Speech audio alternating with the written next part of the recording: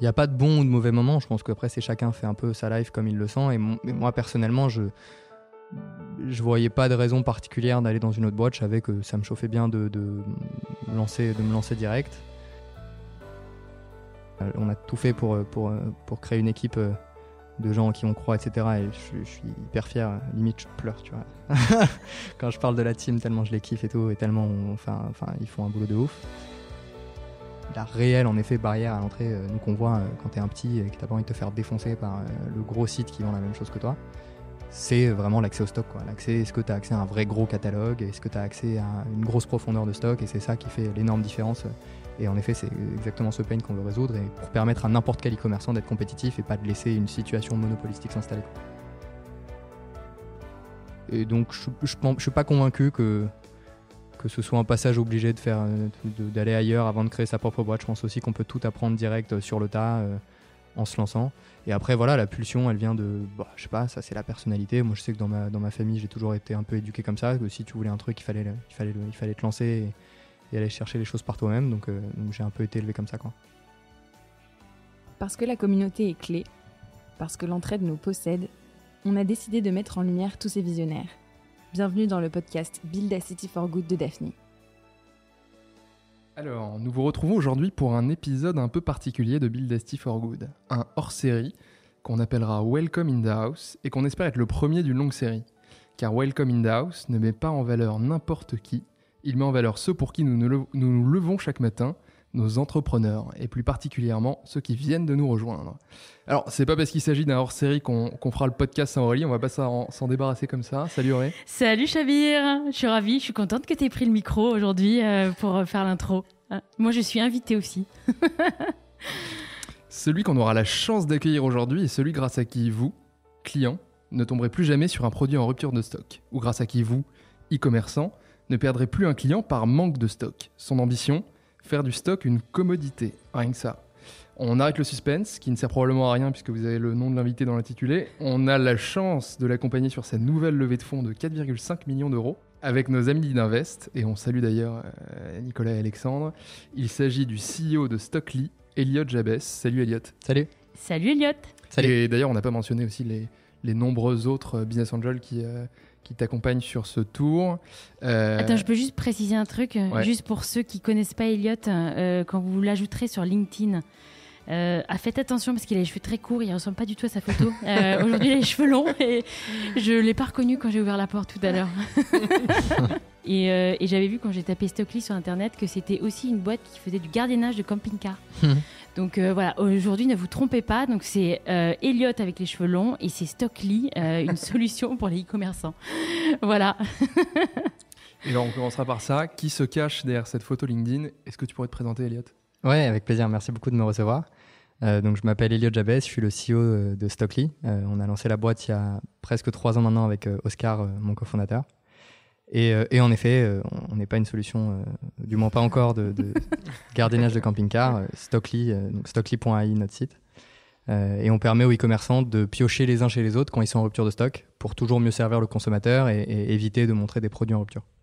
Alors là, t'es allé trop vite. Ouais. Parce qu'en fait, on voulait parler de toi. Ouais, exactement. Et t'inquiète pas, on va parler de Stockly derrière. Parce qu'en plus, les gens ne savent pas, parce qu'on nous écoute sur ce podcast. On peut leur donner un indice, on a le même âge, je pense. Ça dit rien si on est jeune ou pas jeune, mais un petit peu quand même. Et nous, ce qu'on aurait aimé savoir, c'est comment est-ce que déjà tu as eu l'idée de Stockly et qu'est-ce qui t'a fait tomber dans cette marmite de l'entrepreneuriat? En gros, j'ai fait une école d'ingénieur à Paris. J'ai dû finir il y a, je sais pas, 4 ans. Là, tu donnes un bête d'indice sur notre âge. Ouais, non, je peux le dire. J'ai 26 ans et j'ai fini mes études il y a 4 ans. Je me voyais pas spécialement, sans aucun jugement de valeur, mais comme mes copains de promo candidataient chez McKinsey ou je sais pas quelle autre boîte de conseil, c'était pas trop mon délire. Je me voyais plutôt un peu apprendre par moi-même et me jeter comme ça dans le bain et voir ce que ça allait donner. Et donc en fait, en dernière année, j'avais la possibilité de faire un échange dans une autre école d'ingénieurs qui s'appelle Télécom Paris, où j'ai été extrêmement bien accueilli et où je pouvais faire en gros un master entrepreneuriat où j'avais genre un cours par semaine et le reste, il me laissait monter un projet. Et donc j'ai appelé Oscar, qui était mon binôme de prépa des années d'avant, qui lui était en train de finir le NS, et je lui ai dit ok, vas-y, on monte une boîte ensemble, je sais qu'on bosse trop bien ensemble, c'est toi avec qui il faut qu'on lance un truc. Et au début, on a lancé un site, un comparateur de prix pour les chaussures, parce que moi j'aime bien les chaussures, et donc j'en avais marre que mes potes me demandent toujours où est-ce que je peux trouver telle ou telle paire ou quoi, sur des trucs en plus pas spécialement rares ou quoi. Donc je lui ai dit ok, on va créer un moteur de recherche dédié au basket, parce qu'il y a une tonne d'offres en ligne, et ce sera relativement facile à mettre en place et puis à tester, parce que ça nous est marré d'avoir une idée qui était facile à itérer, etc. Donc on s'est lancé là-dessus. Au bout de quelques mois, on a vraiment tout codé le site nous-mêmes et tout de zéro. Et puis on avait, je sais pas, quelques milliers de visiteurs tous les mois et tout. Et puis assez rapidement, on a pivoté beaucoup de fois, parce qu'on, pour plein de raisons, on n'était pas hyper convaincus sur le long terme du modèle du comparateur de prix, qui est le modèle assez évident quand on fait un moteur de recherche ou un truc dans ce style-là, où c'est globalement de l'affiliation, quoi. Et donc voilà, de pivot en pivot, on a vraiment creusé les différents problèmes qu'on pouvait rencontrer sur le marché, notamment le sujet du stock, et on s'est rendu compte que c'était vraiment ça le nerf de la guerre. C'était pour les e-commerçants l'accès au stock. Comment faire pour qu'ils soient compétitifs? Faut juste qu'ils aient les bons produits à vendre au bon prix, avec les bonnes conditions de service, de livraison, etc. Et donc on s'est dit ok, on va mettre en réseau tous ces gens-là, et on va leur permettre d'avoir un accès illimité au stock. On veut que ça devienne une commodité, et on veut permettre à n'importe quel e-commerçant qui a le droit de vendre tel et tel produit d'y avoir accès de façon illimitée, quoi. Mais c'est marrant parce que c'est vrai que tu es passé par un peu toutes les itérations. Tu fais le comparateur. Après, bon, là, tu le disais pas, mais c'est vrai qu'après, tu t'es mis dans les magasins pour essayer de résoudre le problème de stock. Et après, en fait, tu es retourné online, mais toujours un peu avec cette brique tech que tu as dû utiliser sur le comparateur, mais plus adapté à l'online sans le offline. C'est vrai que c'est marrant de voir le cheminement, et qu'en fait, tu as pivoté quand même plusieurs fois avant d'arriver sur ta clé. Et ça, tu disais, c'est en combien de temps? C'est Ouais, on a pris à peu près un an. C'était notre dernière, c'était notre fin d'études, quoi. Au lieu de faire un stage, je sais pas où, on a fait ça, quoi. T'as jamais bossé en boîte quasiment? Si, j'ai bossé un an, quoi. T'as jamais eu de patron, quoi. Si. Mais ça t'a paru évident de te lancer, parce qu'on se dit toujours, à quel moment tu te dis j'y vais, c'est bon, on y va. Alors il y a Oscar qui est là, tu dis, ton cofondateur, mais à quel moment tu te dis pas, je vais quand même aller faire un peu mes armes dans une boîte, et puis après j'ai cette idée, je reviendrai. Comment tu te lances en fait, et tu dis allez, c'est en toi, on se dit toujours l'âme d'entrepreneur, ouais. Ça vient d'où ça? C'est toi qui l'as Je sais pas, je pense que rationnellement il n'y a pas de bon ou de mauvais moment. Je pense qu'après chacun fait un peu sa life comme il le sent, et moi personnellement je voyais pas de raison particulière d'aller dans une autre boîte. Je savais que ça me chauffait bien de me lancer direct. En effet, il y a plein de gars qui conseillent toujours de faire un peu ses armes, d'aller regarder dans d'autres boîtes, d'expérimenter des problèmes avant d'essayer de les résoudre. J'avais avec un pote qui a monté une boîte en même temps que moi, qui l'a revendue il y a 1 an et demi, qui me dit tout le temps non mais toi t'es un grand malade de faire ça, moi j'ai bossé d'abord 5 ans et puis j'ai observé plein de problèmes par moi-même. Ouais, mais je pense qu'en fait ces 5 ans en bossant en une boîte et en observant des problèmes, en vrai tu peux aussi les faire en encore moins de temps, quand tu t'es vraiment à 80 heures par semaine sur ton projet comme un ouf, parce que c'est ton truc et que tu fais que ça et tout. Et donc en fait t'apprends forcément super vite, tu fais une tonne de trucs, t'es confronté à plein de sujets auxquels tu serais pas confronté si t'étais dans une autre boîte où ton rythme est peut-être un peu plus normal. Et donc je suis pas convaincu que ce soit un passage obligé d'aller ailleurs avant de créer sa propre boîte. Je pense aussi qu'on peut tout apprendre direct sur le tas en se lançant. Et après voilà, la pulsion elle vient de je sais pas, ça c'est la personnalité. Moi je sais que dans ma famille j'ai toujours été un peu éduqué comme ça, que si tu voulais un truc il fallait te lancer et aller chercher les choses par toi-même. Donc j'ai un peu été élevé comme ça, quoi. C'est beau. Ouais. Et avec Oscar, c'était une évidence. Tu parlais des DM de maths. Alors peut-être dans la vidéo, on vous a un peu spoilé. De physique, attention. De physique.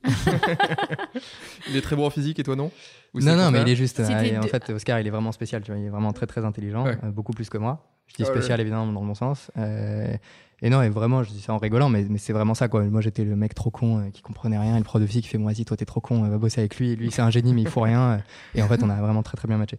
Genre, à partir du moment où on s'est mis à bosser ensemble, c'était au bout de peut-être 3 mois en première année. Tous les deux, on a grave bien décollé. Et c'est surtout que c'est vraiment la naissance d'une relation de ouf, parce que après, on a vraiment bossé. C'était mon binôme pendant 1 an et demi. Parfois, on bossait avec d'autres gars et tout, mais Mais ouais, il a l'explosivité, il a un niveau d'abstraction qui est quasiment infini. Enfin, genre vraiment, c'est le seul mec que je connais probablement qui pourrait être vraiment chercheur en maths s'il voulait, quoi. Sauf qu'il kiffe le bise et ça le fait trop kiffer de monter, de créer de la valeur, de faire des trucs hyper concrets. Donc non, c'est quelqu'un d'exceptionnel vraiment. Mais on aurait dû demander à Oscar de présenter Elliot. Parce qu'en fait, c'est ça qu'on veut savoir d'Elliot. C'est qui, toi, tu dis, il est exceptionnel. Et Elliot, il est comment, en fait? C'est quoi tes qualités? Non, mais c'est vrai, tu as super bien présenté Oscar. Il est malheureusement pas là et on lui fait un gros bisou. Alors que tu le connais pas. Enfin, si tu le connais bien. Mais... Je l'ai vu, seulement en visio.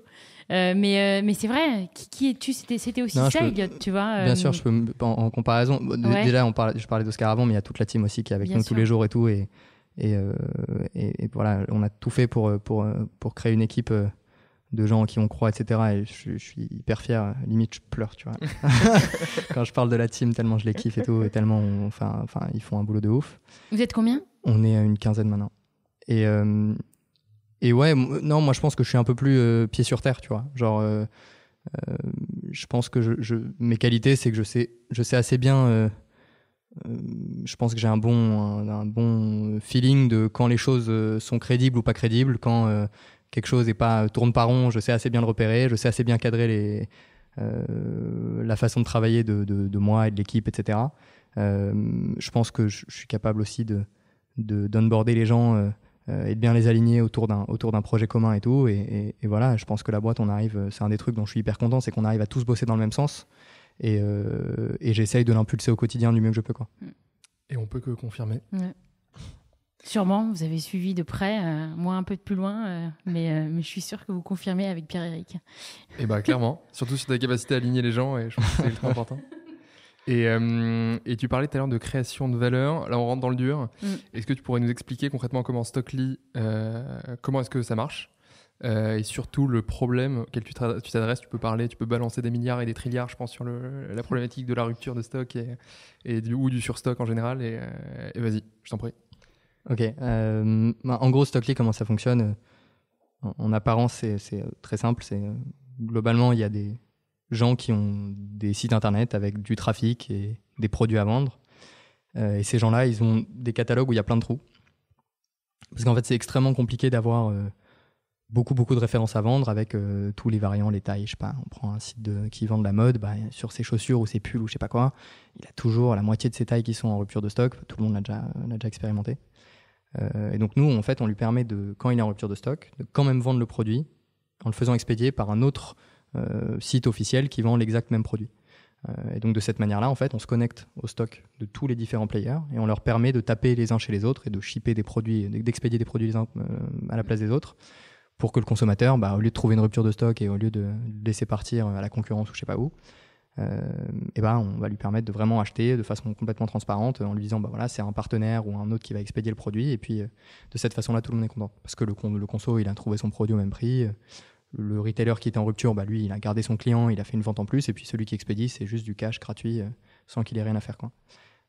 Voilà, et puis encore comme on disait tout à l'heure, l'idée à long terme c'est vraiment de créer un gros réseau de stock mutualisé pour que ça devienne vraiment une commodité, quoi. Genre t'as besoin de tel item, pouf, tu places un bid et t'as le stock qui tombe avec des conditions de livraison, de prix, etc. que tu peux prédéterminer, quoi. Et tu vois, là, pour donner un peu de contexte, après tu me contredis si je dis de la merde, mais tu vois, on est en février 2021 et tu vois, c'est quelques mois après le Black Friday, et je pense que quelques mois après un confinement où en fait on a fait beaucoup d'Amazon bashing entre guillemets, parce que les Amazon pouvaient continuer à vendre quand les petits commerçants, les commerçants étaient fermés, et les petits commerçants avaient des problématiques d'approvisionnement. Et une des choses que j'aime beaucoup moi aussi, qu'on aime beaucoup dans la solution, c'est le fait que ça puisse permettre à des plus petits commerçants, qui sont quand même d'une certaine taille, de faire face à des mastodontes qui ont un stock inépuisable, et de ne pas perdre des clients devant ces gens-là. Et c'est là où on est un peu attaché à notre Build Asti for Good, mais c'est là où clairement on trouve aussi que Stockly Build Asti for Good. Ouais, bien sûr. Je pense que comme tu l'as très justement dit, c'est vraiment ça l'optique, c'est de créer un stock illimité, partagé, auquel tout le monde a vraiment accès. Et en fait, aujourd'hui, pour créer un site e-commerce, les barrières à l'entrée, elles sont ridicules. Tu as des briques de paiement que tu installes en 2 clics, tu as des softwares de e-commerce qui, pareil, en 2 clics, tu installes un Shopify ou quel que soit le truc que tu veux mettre en place. Sur le shipping, c'est pareil. En fait, les procédés d'expédition des commandes, etc., de gestion des commandes sont complètement à la main de n'importe qui veut se lancer en ligne. Et la réelle, en effet, barrière à l'entrée, nous qu'on voit quand t'es un petit et que t'as pas envie de te faire défoncer par le gros site qui vend la même chose que toi, c'est vraiment l'accès au stock, quoi. Est-ce que tu as accès à un vrai gros catalogue? Est-ce que tu as accès à une grosse profondeur de stock? Et c'est ça qui fait l'énorme différence.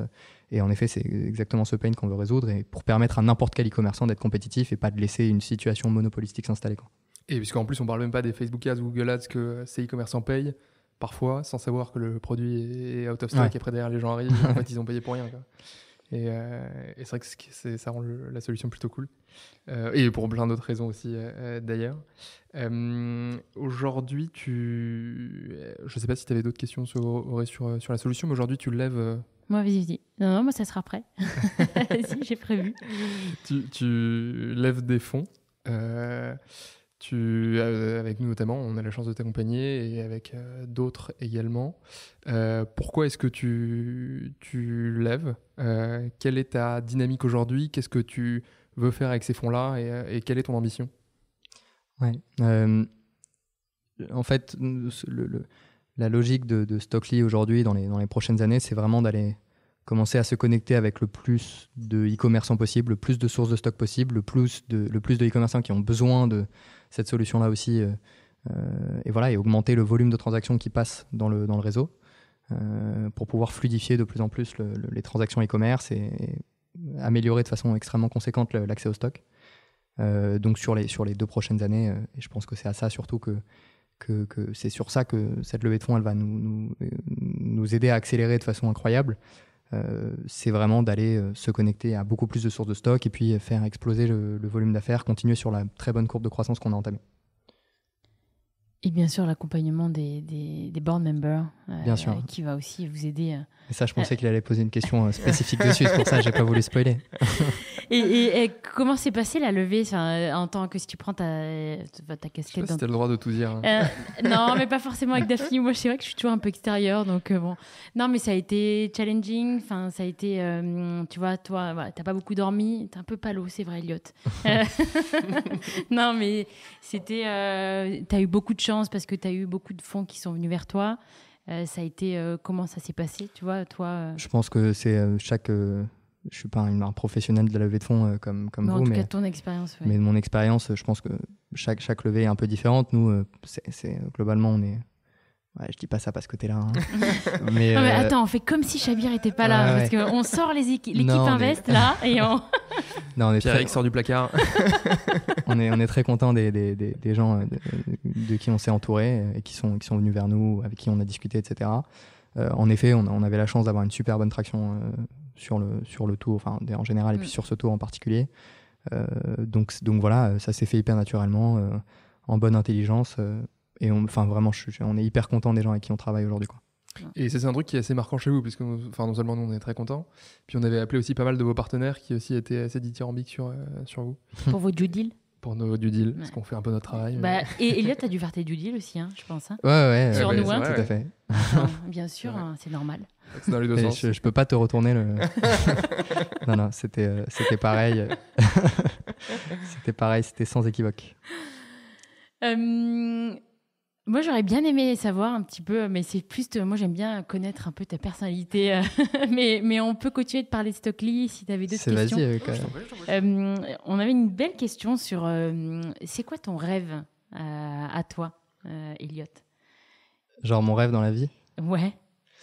C'est une question, on peut parler longtemps. Hein. Ouais, non, mais c'est vrai, on a encore un peu de temps. Ouais, non, c'est cool.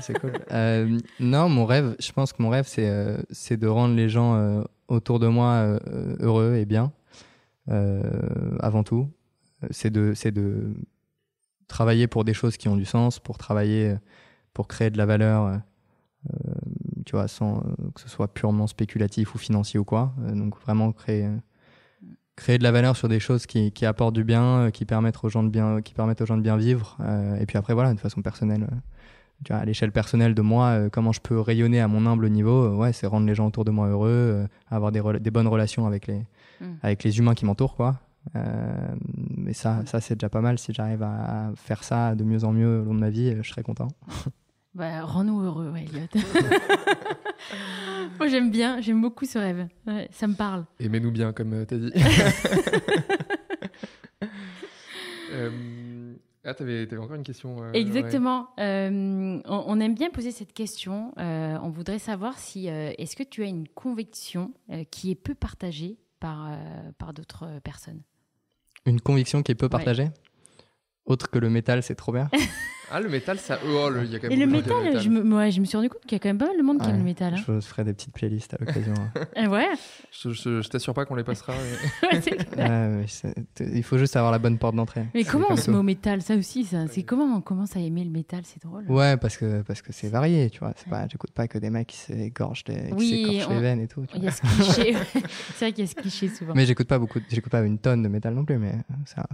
Je sais pas, 10% de mes playlists en général. D'accord. Du coup, t'as donné la réponse à la vidéo. Une des réponses. Merde. Ah ouais, c'est clair. Bon, c'est pas grave, on coupera au montage. Non, entre une conviction peu commune, je sais pas trop. Ouais, qui est pas partagée par beaucoup de monde, ou des fois t'as honte.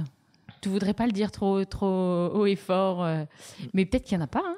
Peut-être que. C'est une question piège, ça. Non, franchement. Je sais que c'est une question. Elle est très dure. Elle est très compliquée. Généralement, on la pose et on prévoit avant. Ouais. Non, moi j'ai une conviction. Si je peux avoir une conviction qui est un peu pas commune, je sais pas trop ce que ça vaut, mais je pense que tout le monde est un peu fou. Moi j'ai une conviction, c'est que tous les gens sur Terre, ils sont tous un peu tarés à leur manière, et que globalement. Et c'est marrant parce que dans le milieu de l'investissement et dans le milieu des startups, des entreprises et tout, on a tendance toujours à résumer toujours le comportement des gens de façon très rationnelle. Moi, je pense que je suis quelqu'un d'assez rationnel, mais je pense que globalement, c'est pas le cas de l'écrasante majorité des gens. Et du coup, voilà, c'est peut-être ça la conviction que j'ai sur ma grille de lecture, sur mon humble grille de lecture sur le monde, c'est que les gens font globalement pas tant de choix rationnels que ça, et que tout le monde et chacun est un peu taré à sa manière. C'est une bonne réponse, écoute. Ouais, merci.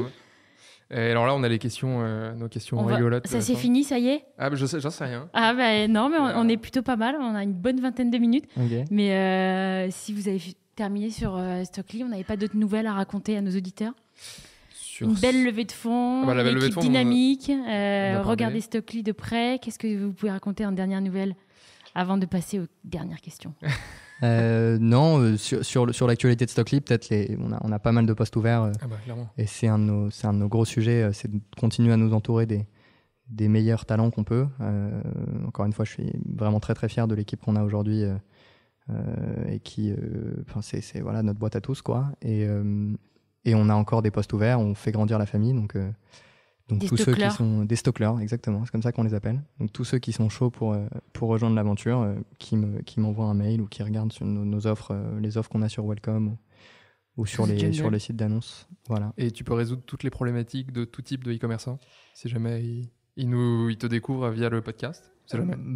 Tout ce qui est lié à la disponibilité produit, au stock, etc. Moi, je suis ravi de parler avec tous les e-commerçants qui ont besoin d'aide là-dessus. Si on peut les aider avec Stockly, avec plaisir, et au pire je passerai un quart d'heure à essayer de prêter mon humble cerveau aux gens qui ont besoin d'aide. Et n'oubliez pas, si Elliot vous parle, c'est qu'il veut vous rendre heureux avant tout, hein. Super. Et ben on a toujours notre petit quiz pour terminer la conversation, et je te laisse commencer chacun. Oui. Quel est ton dernier texto, Elliot? Je crois que c'était toi, je suis arrivé en retard et je te disais, je suis désolé, et je ne l'ai pas envoyé, du coup, c'était un WhatsApp même. Superbe. La dernière fois que tu as dit « je t'aime ». C'était pas ce matin, parce qu'elle m'a vraiment saoulé. Ouais, non, elle était chiante ce matin. C'était hier à ma copine, du coup. Est-ce que tu connais la taille d'Oscar? Ouais, je pense. C'est quoi? Je sais pas, 1m78. Et écoute, on vérifiera. On voulait faire un clin d'œil à Oscar encore, et voir si vous connaissiez vraiment bien. Ouais. Et enfin, pour terminer, s'il n'y avait plus que des mocassins à glands disponibles sur cette terre, serais-tu prêt à les mettre? En fait, je vais te dire la vérité, ça fait vraiment 3 fois que tu me parles de mocassins à gland et je sais pas ce que c'est. Je vois même pas le look que ça a. J'imagine. Non, mais je pense que c'est genre comme des mocassins à gland, avec les petits faux lacets devant, c'est ça? Ouais. Ok, bah du coup, ça j'en ai. Et c'est des chaussons en fait. C'est vraiment super. Des Uggs, c'est trop bien. Ah oui, donc bon. Du coup, la réponse c'est oui. La réponse est oui. Nous, on voyait, oui, tu le mettrais en chaussons, tu les mettrais pas pour revenir au bureau. Ouais, mais c'est des chaussons, tu sais, avec une semelle un peu épaisse, tu peux sortir quand même avec et tout. S'il Façon pleut, c'est relou. Mocassin façon sneaker. Ouais. C'est ça. Ok, on a bien Donc compris. voilà, je pense que oui. On est un peu, comment on dit, obsédé par les mocassins à gland chez Daphne. Dans le 2e, on n'en croise jamais. Mais on est allé récemment dans le 8e arrondissement, il y en avait à tous les coins de rue. Voilà. Quand tu dis ça, je suis sûr qu'il y en a que beaucoup ici ont un passif de mocassin à gland. Voilà, bah écoute, on a terminé. Elliot, merci beaucoup d'être venu. Merci. Sur Merci, cet c'était hyper épisode hors série, comme l'a dit Chabir en début d'épisode. Et on est ravis, en tout cas, de te compter dans la Da Family. Franchement, bienvenue. Et puis, on espère vous revoir très vite avec toute l'équipe. On viendra vous voir. Faites attention, nous, on est assez pot de colle comme investisseurs. Enfin, surtout moi. Ouais, quand vous voulez. Super. Merci, Chabir. Merci à toi. Aurélie, merci Elliot. Merci Et à beaucoup. très vite. Salut.